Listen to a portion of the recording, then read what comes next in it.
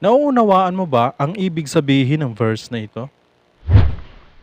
Welcome to the Gospel of Grace TV, the soul securing ministry.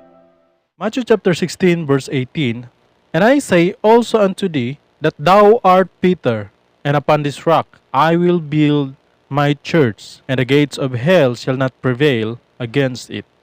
Maraming mga ngaral na mali ang paggamit ng verse na ito. Ito mga phrases na madalas na mali ang pagkakaunawa. Una, upon this rock I will build my church. Si Peter nga ba ang foundation ng church? Ano bang sinabi ng Panginoon? Sabi rito, "And I say unto thee that thou art Peter, and upon this rock I will build my church." Ano ang pundasyon? Rock. Si Pedro nga ba itong rock dito? John chapter 1 verse 42, ito ang sinabi ng Biblia.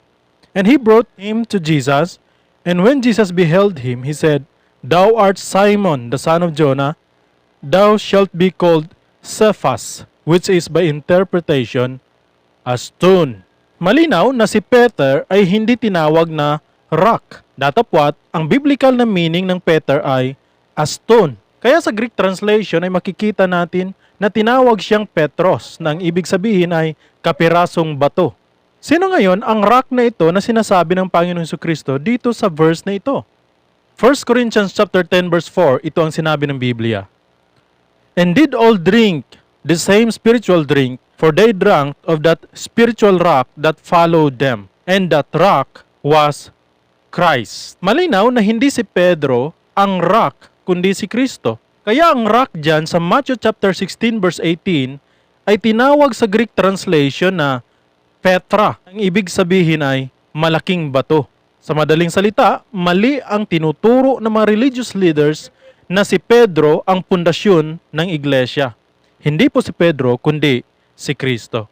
Kaya nga sinabi sa 1 Corinthians chapter 3 verse 11, "For other foundation can no man lay than that is laid, which is Jesus Christ, sapagkat wala nang iba pang saligan ang mailagay ng sinuman, kundi ang nailagay na, at ito'y si Kristo Jesus." Sino ang saligan o pundasyon ng iglesia? Si Kristo Jesus at hindi si Pedro.